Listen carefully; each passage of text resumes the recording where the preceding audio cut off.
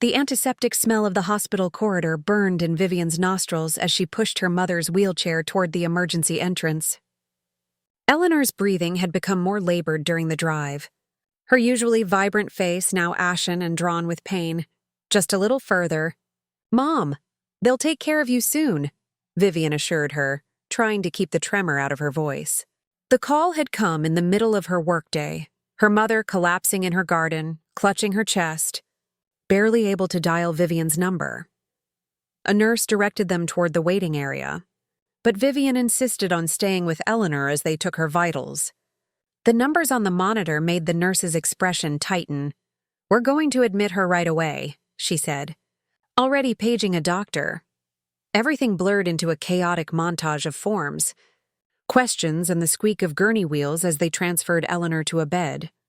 Vivian stayed close, clutching her mother's hand while trying to answer the rapid-fire medical history questions. "I need to get her upstairs for some tests," the nurse finally said. "The cardiology department is on the 5th floor. You can take the elevator up and wait there." Vivian kissed her mother's forehead. "I'll see you upstairs, Mom. You're going to be okay." She watched as they wheeled Eleanor away, then turned toward the bank of elevators, her mind reeling. She needed to call her brother in Seattle. She needed to call her boss. The elevator doors opened, and there stood Nathan, her husband, with an elegant arrangement of white and pink chrysanthemums in his arms. His face, when he saw her, transformed from gentle anticipation to shock. "Vivian?" His voice cracked on her name, the flowers. "The hospital." His stunned expression, a sickening realization crashed through her like a wrecking ball. Nathan wasn't there for her mother. Nathan wasn't there for her. "What are you doing here?" she asked, her voice eerily calm despite the sudden roaring in her ears. His mouth opened, closed, opened again, like a fish dragged suddenly to shore. Behind him, a nurse approached, smiling brightly. "Mr. Walsh!" "She's doing wonderfully. Room 507. You can go right in." 3 years earlier. The cafe buzzed with the quiet murmur of conversations and the occasional hiss of the espresso machine. Vivian Reeves hunched over her laptop, hair piled messily atop her head, 3 empty espresso cups lined up like fallen soldiers beside her notes. She'd been working on this environmental impact study for weeks, and the data wasn't cooperating. "You're going to vibrate through the floor if you have another one of those." She looked up, startled, to find a tall man with kind eyes and a crooked smile gesturing toward her coffee cups. "I'm a professional," she retorted, closing her laptop slightly. "These are rookie numbers." He laughed, a warm, genuine sound that made something in her chest loosen slightly. "Nathan Walsh," he said, extending his hand. "I've seen you here every day this week. Same table, same furious typing." She shook his hand, noting the calluses that suggested he worked with his hands despite his polished appearance. "Vivian Reeves. Deadline approaching. Data refusing to make sense. Environmental science?" he asked, nodding toward the open book beside her laptop with its diagrams of watershed systems. "Environmental consulting. You know your textbooks." "I'm an architect," he explained. "Sustainable design. I've been trying to convince my firm that we need an environmental consultant on staff. Sounds like you're one of the good ones." "I try to be," he said with a shrug that was both modest and assured. "Can I buy you another heart attack in a cup? Or perhaps something more substantial? You've been here for hours." Under normal circumstances, Vivian would have politely declined. She didn't date much. Her work consumed her, and the few relationships she'd attempted had withered under the demands of her schedule. But there was something about Nathan's easy confidence and genuine interest that made her hesitate. "I should probably eat something other than coffee," she admitted. His smile broadened. "There's a great Thai place around the corner." That lunch had turned into dinner the following week, and dinner into a weekend hike where they talked for hours about everything from childhood memories to climate change. Nathan's passion for sustainable architecture matched her own environmental zeal, and for the first time, Vivian found herself with someone who understood her drive and shared her values. 6 months later, she moved into his spacious downtown apartment. A year after that, They married in a small ceremony in her mother's garden, with Eleanor beaming proudly as she welcomed Nathan to the family. "He grounds you," Eleanor had said later, as they sat together watching Nathan charm Vivian's aunts with his easy laugh and attentive conversation. "You've always been so focused, so intense. He brings balance." And he had. Nathan's steady presence and unwavering support had given Vivian the security to pursue more challenging projects, to speak at conferences, to build her reputation in the field. They worked hard, often late into the night in their shared home office, but they'd created a life that felt meaningful and purposeful. Until 8 months ago. The changes had been subtle at first. Nathan working later. Weekend meetings that hadn't existed before. A new distance in his eyes when they talked about their days.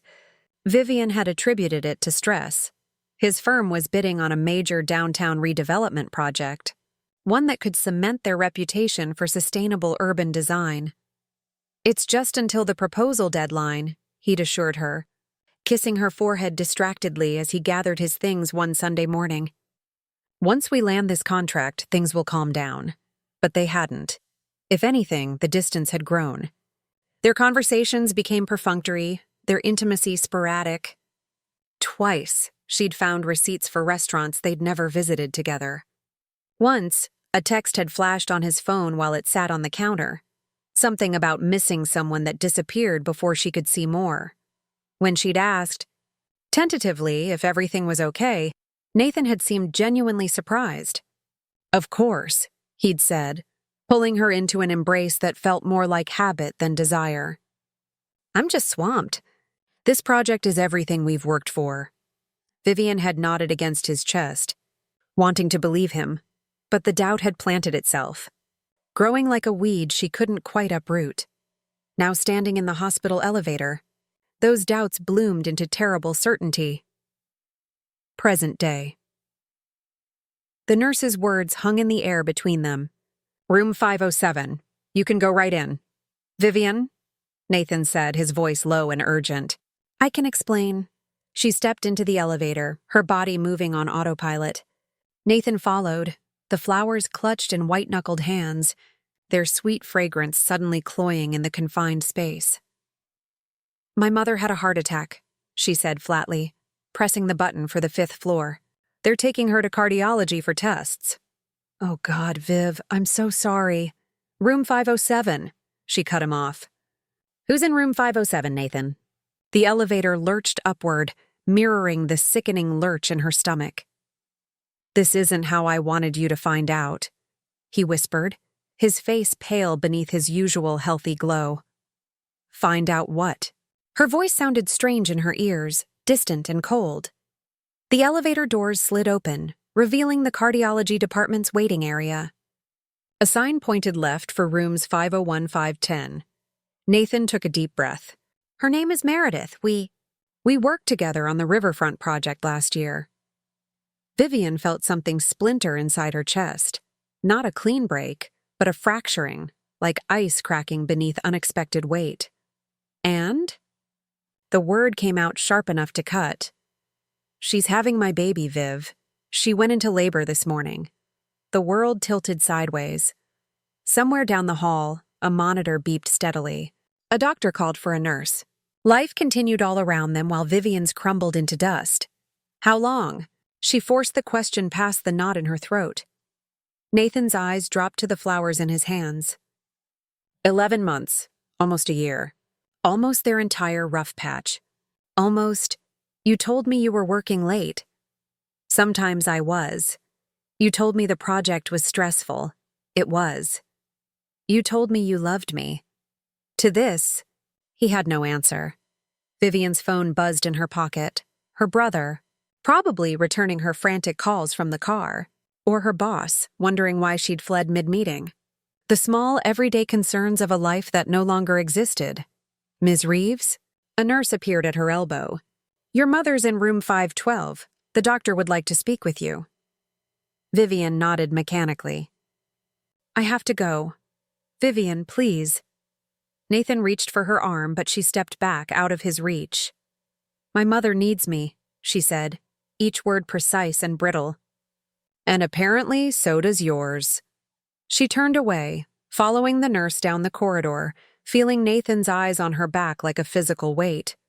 Only when she turned the corner did she let her shoulders slump, let the trembling begin in her fingertips. Room 512 loomed ahead. Another crisis waiting. She took a deep breath, straightened her spine, and pushed open the door. Eleanor needed her to be strong. She would fall apart later. Eleanor's room was quiet except for the rhythmic beeping of monitors and the soft whoosh of oxygen. Her mother looked small against the white hospital linens, her silver hair fanned out on the pillow like tarnished moonlight. "Mom?" Vivian approached the bed, taking Eleanor's hand in hers. The skin felt paper-thin, blue veins visible beneath the surface. Eleanor's eyes fluttered open. "Vivian, where am I?" "You're in the hospital. You had a heart attack." Saying the words made them real in a way that sent fear crawling up Vivian's spine. "Nonsense," Eleanor murmured. "Just a little indigestion." A gentle knock at the door preceded a doctor entering. A woman in her 50s with silver-streaked hair pulled into a neat bun. "Ms. Reeves? I'm Dr. Chen. Your mother had what we call a myocardial infarction, a heart attack. We've stabilized her condition, but we'd like to run more tests."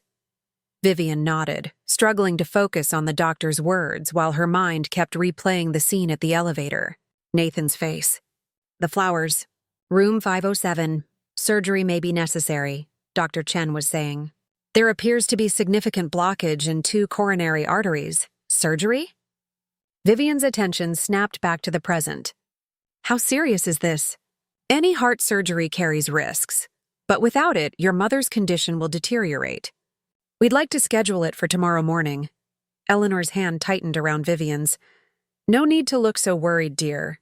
"I'm tougher than I appear." Vivian attempted a smile that didn't reach her eyes. "You've always been the strongest person I know, Mom."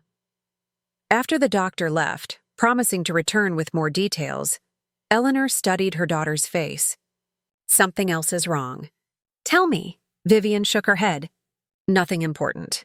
Just focus on getting better." "Vivian Catherine Reeves," Eleanor said, her voice strengthening with maternal authority.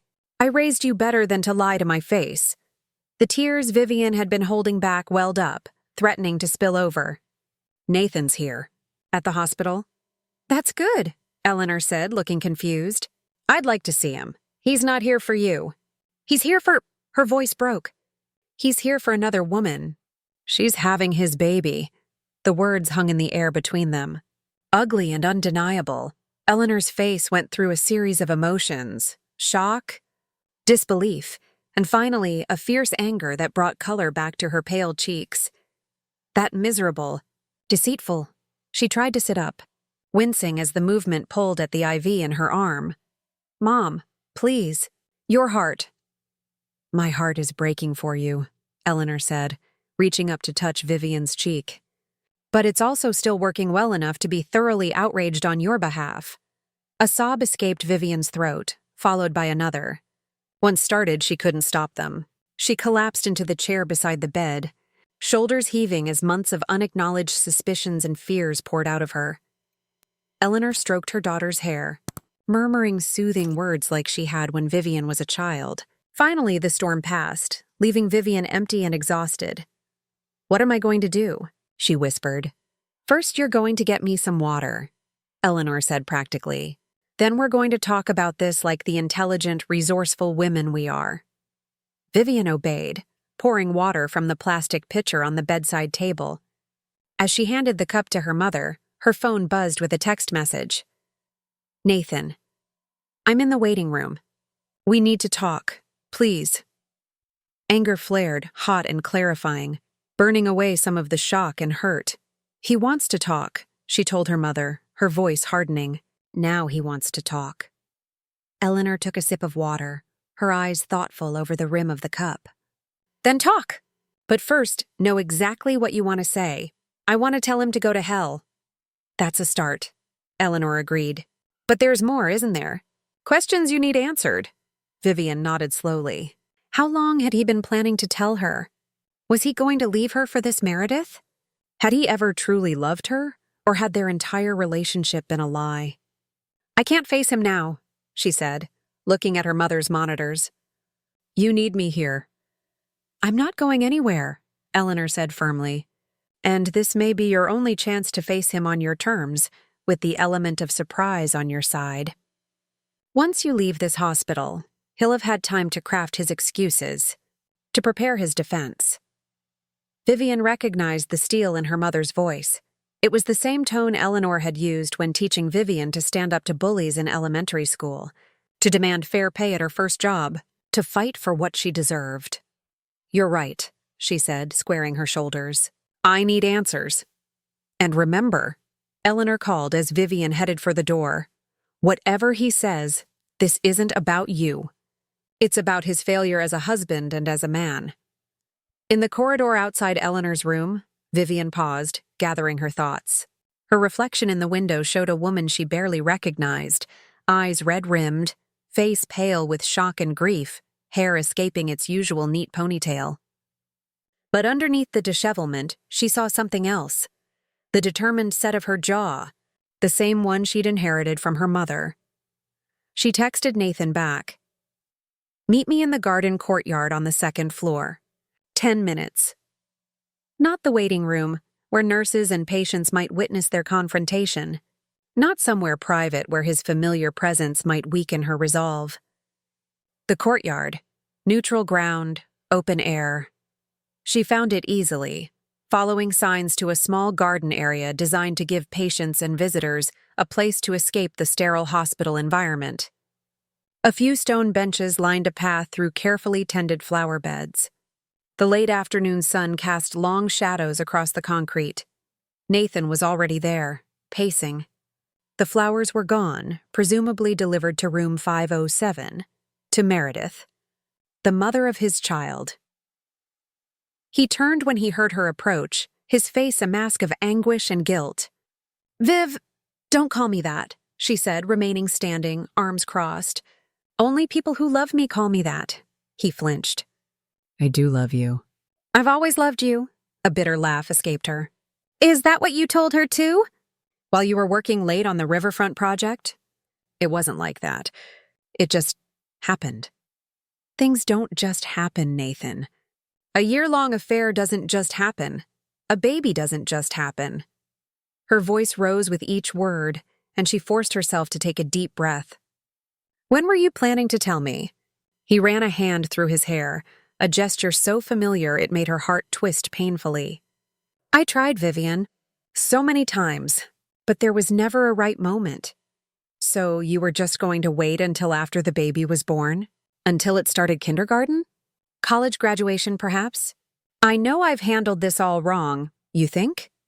The sarcasm felt good, a shield against the pain threatening to overwhelm her. "Let's try some honesty for once. Do you love her?" Nathan looked away, his silence more damning than any words could have been. "Were you ever going to leave me for her?" "I don't know," he admitted quietly. "Everything's been so complicated." "Because you made it complicated." The words burst from her with unexpected force. "You could have been honest. You could have ended our marriage before starting something with her. You could have given me the dignity of a choice." "You're right," he said, shoulders slumping. "I was a coward. I didn't want to hurt you. And how's that working out?" The question hung in the air between them, sharp as broken glass. Nathan stepped toward her, hands outstretched. "Vivian, please. I know I've made a terrible mistake." "A mistake?" She stepped back, maintaining the distance between them. "A mistake is forgetting to pay the electric bill. A mistake is buying the wrong brand of coffee. What you did was a choice, a series of choices made every day for a year." His face crumpled. "What can I do? Tell me what to do to fix this." The desperation in his voice might once have moved her to compassion. Now it only fueled her anger. "There is no fixing this, Nathan. You're having a child with another woman, right now in this hospital, while my mother fights for her life upstairs." The full weight of the situation crashed down on her anew. My God, were you ever going to tell me today if we hadn't literally collided in that elevator? His silence was answer enough. "I have to get back to my mother," Vivian said, suddenly exhausted. The adrenaline that had carried her through the confrontation was fading, leaving her hollow. "Vivian, wait." "No." She held up a hand. "I'm done waiting. For your honesty, for your attention, for you to be the man I thought I married." She twisted the wedding ring from her finger and held it out. "I believe this belongs to you now." Nathan made no move to take it. "Don't do this. We can work through this." With deliberate care, Vivian placed the ring on the stone bench between them. "My mother needs heart surgery tomorrow. I'm going to focus on her now. When I get home, I expect your things to be gone." She turned and walked away, her steps measured and steady despite the earthquake that had just demolished her life. She didn't look back to see if Nathan took the ring, if he called after her, if he broke down in tears. It didn't matter anymore. The next 24 hours passed in a blur of medical consultations, phone calls to family members, and tense waiting room vigils. Eleanor's surgery had gone well, the surgeon assured Vivian, but recovery would take time. Her mother was strong, but she was 72 years old. The heart attack had been severe. Vivian had spent the night in a reclining chair beside Eleanor's hospital bed, watching the steady rise and fall of her mother's chest, finding comfort in the rhythmic beeping of the monitors. She'd turned off her phone after the 20th text from Nathan, unable to deal with his pleas and explanations while focusing on her mother's health. By late afternoon the following day, Eleanor was alert enough to insist that Vivian go home, shower, and get some real sleep. "You look worse than I do," she'd said, her voice weak but determined. "And I'm the one who had my chest cracked open." "Mom, no arguments. I'm going to be right here, surrounded by competent medical professionals. Go home, deal with whatever you need to deal with. Then come back tomorrow with some decent food." This hospital pudding is an affront to desserts everywhere. Reluctantly, Vivian had agreed, kissing her mother's forehead and promising to return first thing in the morning. The drive home felt like entering a strange liminal space. The same familiar roads she'd traveled for years, but leading to a life that no longer existed. Would Nathan have honored her demand to move out? Or would she find him waiting, ready to launch into more excuses and apologies? Their townhouse looked the same from the outside. Red brick, black shutters, the Japanese maple she'd planted their first anniversary just beginning to turn crimson with the approach of fall. She sat in her car for a long moment, gathering the courage to go inside. The house was silent when she entered. No music from Nathan's study. No cooking sounds from the kitchen where he often prepared dinner. Just the faint hum of the refrigerator and the ticking of the grandfather clock in the hallway. A wedding gift from her grandparents. "Nathan?" she called, hating the slight tremor in her voice. No answer. Relief and a strange new grief washed over her simultaneously. He was gone. He had actually left. In the bedroom, his closet door stood open, revealing empty hangers where his suits had hung. The bathroom counter, usually cluttered with his electric razor, cologne, and the expensive hair products he pretended not to use, was bare on his side. Vivian sank onto the edge of the bed, their bed, and tried to process the reality of his absence. For 2 years they'd shared this space, this life. Now, half of it had been excised as neatly as a surgeon removing a tumor. She was about to lie down when she noticed an envelope on Nathan's pillow, her name written in his architect's precise handwriting. With trembling fingers, she opened it. "Vivian, I've moved to a hotel for now. I've taken only what I need immediately. We can arrange for the rest later when you're ready. I know nothing I can say will make this better, but I need you to know that what we had was real. I did love you. I still do in my way. What happened with Meredith wasn't planned. I never meant to hurt you. I'll respect your wishes about the house and our other assets. My lawyer will contact you next week, but please know I intend to be more than fair. I hope your mother recovers quickly.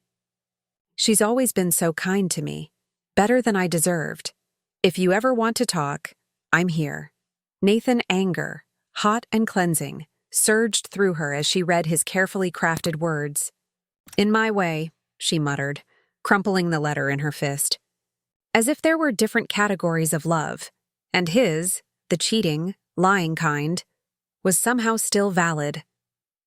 As if fairness in dividing their assets could compensate for his betrayal and the audacity to mention her mother. The same woman who'd welcomed him into their family, who'd treated him like the son she never had.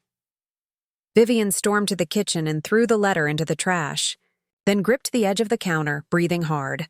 The house suddenly felt too empty, too full of memories. She couldn't stay here tonight, surrounded by the ghost of their marriage. She needed to talk to someone who would understand, who wouldn't offer platitudes or try to find silver linings. She needed her oldest friend. Zoe answered on the second ring. "Hey, stranger. I was just thinking about you. There's this new Thai place." "Nathan's been cheating on me," Vivian interrupted, the words tumbling out before she could soften them. "For a year. She's having his baby. Right now, actually. I found out at the hospital when I took Mom in for her heart attack." A beat of shocked silence. "Holy shit, Viv, I'm coming over." "Don't move." 40 minutes later, Zoe arrived with 2 bottles of wine, a bag of takeout, and the fierce loyalty of a 20-year friendship. She took one look at Vivian's face and enveloped her in a hug that finally broke the dam of composure Vivian had been maintaining. They sat at the kitchen island, picking at pad thai and dumplings, while Vivian recounted everything. The months of growing distance, the moment in the elevator, the confrontation in the courtyard, the letter. "I knew something was off," Zoe admitted, refilling their wine glasses. "That night we all had dinner last month. The way he kept checking his phone, how he barely looked at you when you were speaking. But I figured it was work stress." "That's what I thought too," Vivian said bitterly. "I was so stupid." "No," Zoe's voice sharpened. "You trusted your husband. That doesn't make you stupid. It makes him an asshole." Vivian managed a watery smile. "Mom said almost the same thing." "Eleanor always was the wisest of us all." Zoe raised her glass in a toast. "To your mom's speedy recovery. And to you, for having the strength to kick that cheating bastard out." They clinked glasses, the sound oddly final in the quiet kitchen. "What happens now?" Zoe asked gently. Vivian stared into her wine, as if the deep red liquid might contain answers. "I don't know. Divorce, obviously. But beyond that," she trailed off, the future suddenly a vast, unmapped territory. "You don't have to know right now," Zoe assured her. "One day at a time." Later, after Zoe had gone, reluctantly, only after Vivian had insisted she would be fine alone, Vivian wandered through the house, seeing it with new eyes. So many spaces marked by Nathan's presence. The study where he'd drafted his designs. The kitchen where they'd cooked together. The living room where they'd spent quiet evenings reading side by side. But there were other spaces, too. Ones that had always been more hers than theirs. The small sunroom where she worked on environmental impact reports. The garden she'd cultivated with plant species native to their region. The wall of bookshelves filled with her collection of environmental texts and beloved novels. She'd existed before Nathan.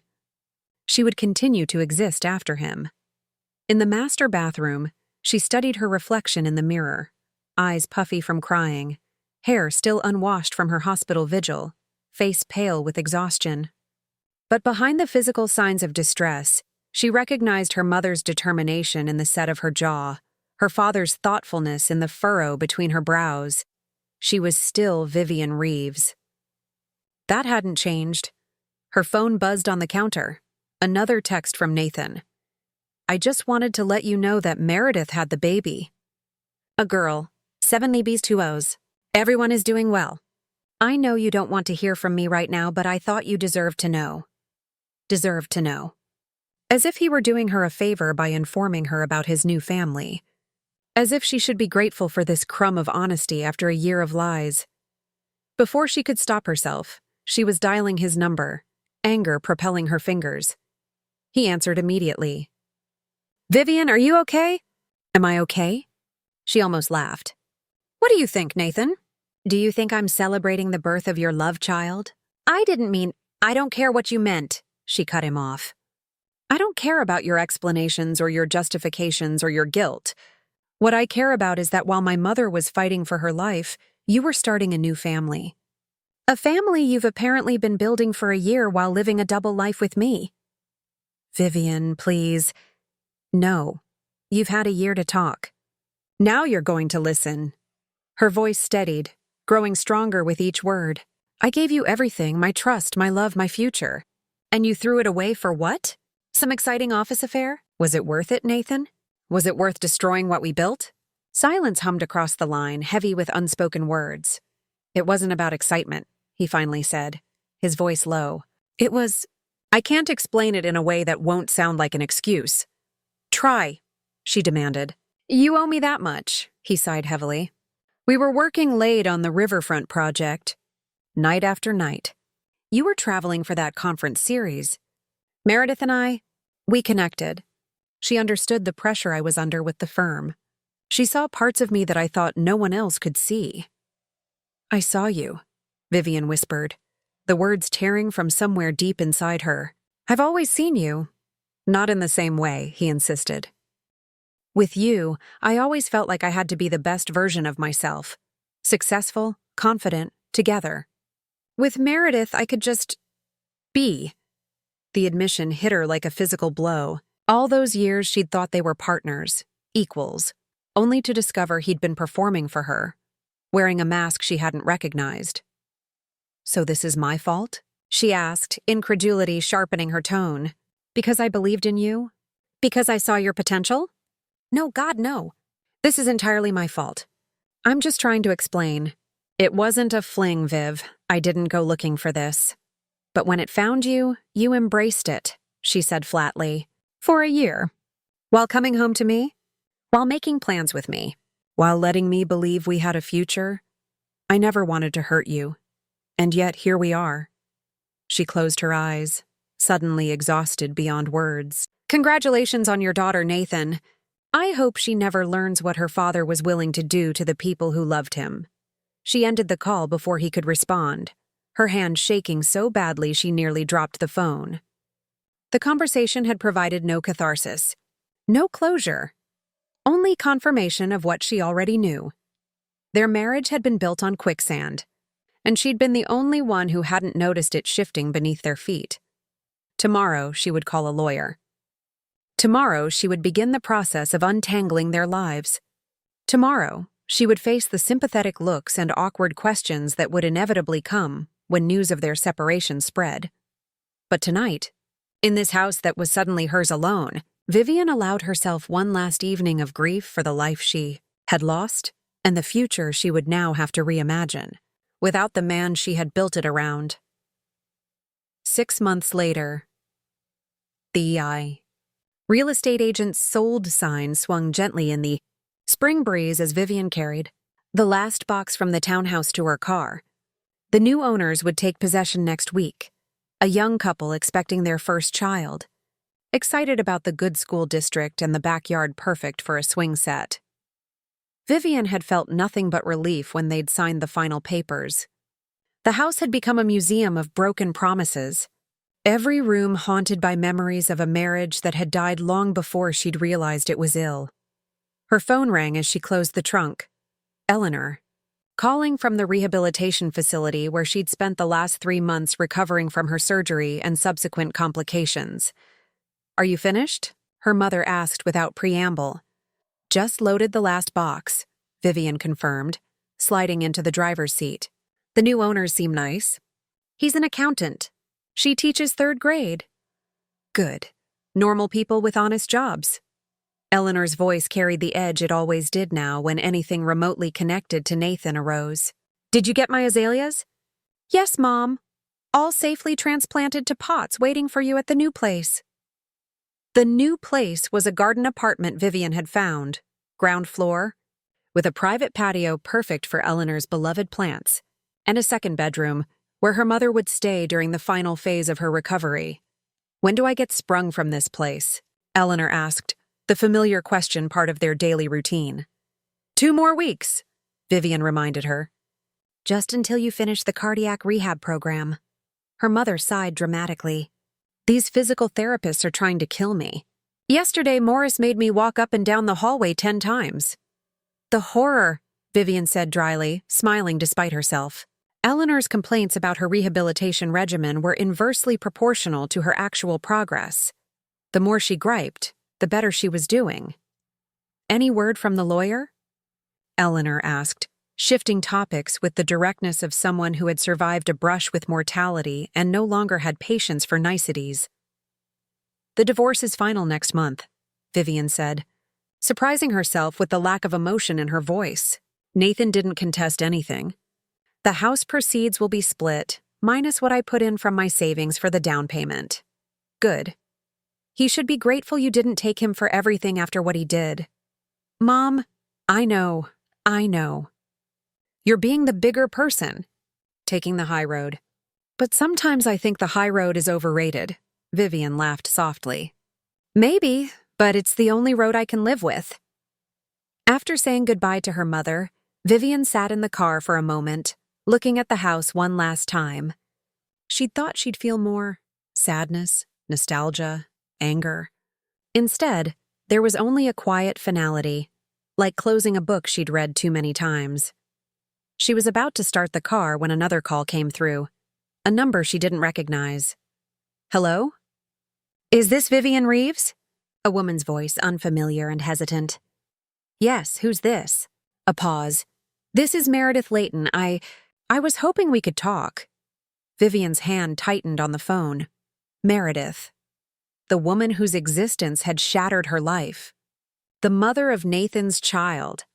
"I don't think we have anything to discuss," Vivian said, her voice cooler than the spring air outside. "Please," Meredith said. "Just 15 minutes. There are things you should know. Things Nathan hasn't told you." Curiosity warred with self-preservation. The last thing Vivian needed was to reopen wounds that were finally beginning to heal. "And yet, where?" she heard herself ask. "There's a cafe on Maple Street. The Blue Kettle. I could meet you there in half an hour?" Vivian glanced at her watch. She'd planned to spend the afternoon unpacking at the new apartment. But that could wait. Fine. 30 minutes. The Blue Kettle was half empty when Vivian arrived, the lunch crowd having dispersed back to offices and the afternoon coffee seekers not yet arrived.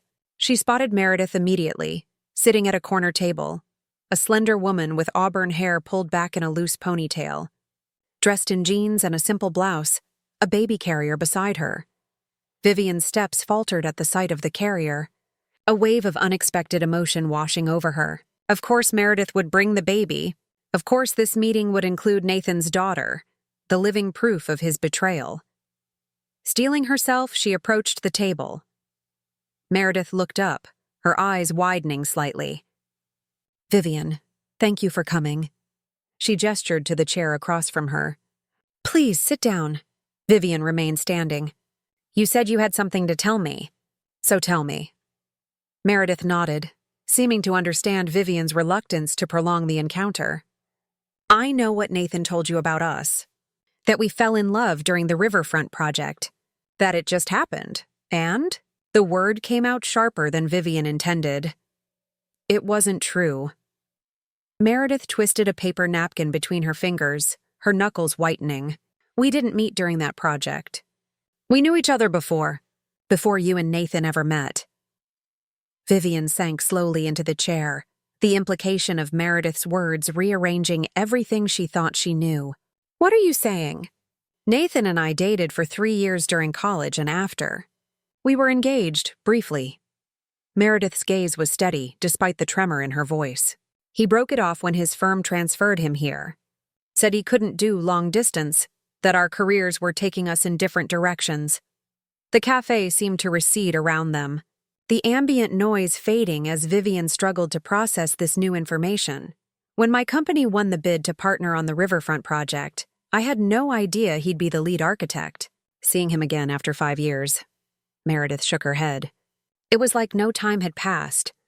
He told me he was unhappy in his marriage, that you two had grown apart, that he'd never stopped loving me." Each word was a fresh cut, opening wounds Vivian had thought were beginning to heal. "Why are you telling me this?" she asked, her voice barely audible. Meredith glanced down at the baby carrier, where a tiny hand had escaped the blanket, fingers curled into a perfect fist. Because I just found out that you weren't the only one he was lying to. What do you mean? Last week I discovered emails between Nathan and a woman named Claire. They've been seeing each other since January. Meredith's laugh held no humor. Apparently, fatherhood isn't as fulfilling as he expected. He's been telling Claire that we're just co-parents, that there's nothing between us anymore. Vivian stared at her, disbelief warring with a strange, vindictive satisfaction. You're kidding. I wish I were. Meredith reached into her purse and pulled out a folder, sliding it across the table. These are copies of everything I found. The emails, hotel receipts, pictures from a private Instagram account he doesn't know I discovered. Vivian made no move to touch the folder. Why give this to me? Because you deserved better. We both did. Meredith's eyes, when they met Vivian's, held no hostility, only a shared recognition of betrayal. And because I thought you might need it for your divorce settlement. The divorce is almost final, Vivian said. We've already agreed to terms. Then consider it closure. Proof that his behavior had nothing to do with you, with what you did or didn't do. It's who he is. In the carrier, the baby stirred, making soft mewling sounds. Meredith reached over, gently rocking it with practiced ease. What's her name? Vivian asked, surprising herself with the question. Lily, Meredith said, a genuine smile softening her face for the first time. Lily Grace, Vivian nodded, her eyes drawn to the tiny form in the carrier. Nathan's daughter. An innocent in all of this, who would grow up with a father whose capacity for deception seemed limitless? Does he know you're here? She asked. Meredith shook her head. He thinks I'm visiting my sister. I haven't confronted him yet about Claire. I wanted to talk to you first. Why? Because you're the only other person who knows what this feels like. Meredith's voice cracked slightly. To build a life with someone only to discover it was built on lies.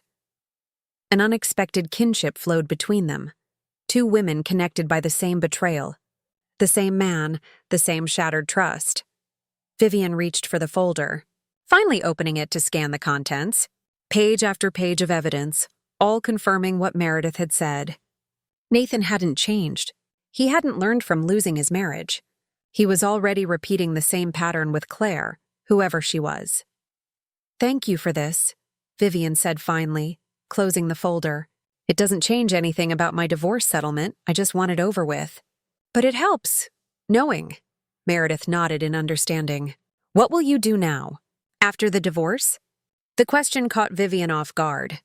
She'd been so focused on endings, the end of her marriage, the end of the life she'd planned, that she'd given little thought to beginnings. My firm offered me a project in Seattle, she said, the words feeling more real as she spoke them aloud. Leading an environmental impact study for a coastal restoration initiative. It's a 2-year commitment at least. Seattle's beautiful, Meredith offered. All that rain makes everything green. That's what my brother says. He lives there with his family. Vivian hesitated, then added, My mother's coming with me, at least for a while. She needs the change as much as I do. In the carrier, Lily began to fuss in earnest. Meredith lifted her out, cradling her against her shoulder with practiced ease. The baby had Nathan's eyes, Vivian noticed with a pang, the same deep brown that had once looked at her with what she'd believed was love. I should go, she said, rising from her chair. Thank you for telling me the truth. Meredith nodded, gently patting Lily's back. Good luck in Seattle. I hope you find what you're looking for there. I'm not looking for anything, Vivian said, surprising herself with the certainty in her voice. Just a chance to start over. To remember who I was before all of this. As she walked to her car, folder tucked under her arm, Vivian felt a weight lifting, not completely gone, but lighter than it had been in months. Nathan's betrayal hadn't been about her inadequacies or failures. It hadn't been about Meredith either. It had been about his own inability to commit, to be honest. To be faithful. The knowledge didn't erase the pain of the past 6 months, but it transformed it somehow from a personal rejection to the recognition of a bullet dodged. In time, she might even be grateful. Her phone rang again as she started the car, Zoe checking on her progress with the move. I just finished at the house, Vivian told her. But you'll never guess who I just met with. Who? Meredith. Nathan's Meredith. Holy shit, Zoe breathed. What happened? Do I need to come over with wine and bail money? Vivian laughed, a genuine laugh, the first in what felt like forever. No bail necessary. It was actually illuminating. I'll tell you everything when I see you. You better. I'm bringing dinner to the new place tonight, remember? Housewarming/independence celebration/thank God you're not married to that cheating asshole anymore party. How could I forget? Vivian said, smiling as she pulled away from the curb. I've got the wine chilling already. As she drove through familiar streets toward her new apartment, her new life, Vivian felt a surge of something unexpected. Hope. Not the naive hope of her younger self, who had believed in forever promises and happily ever afters, but something more resilient. Hope built on the knowledge that she had survived the worst betrayal of her life and emerged stronger, wiser, more herself than before. Seattle waited, with its endless rain and evergreen forests and opportunities for reinvention. Her mother waited, stubborn and loving and determined to see her daughter thrive. A future waited, unwritten and full of possibilities she couldn't yet imagine. And for the first time since that moment in the hospital elevator, Vivian found herself looking forward to discovering what that future might hold.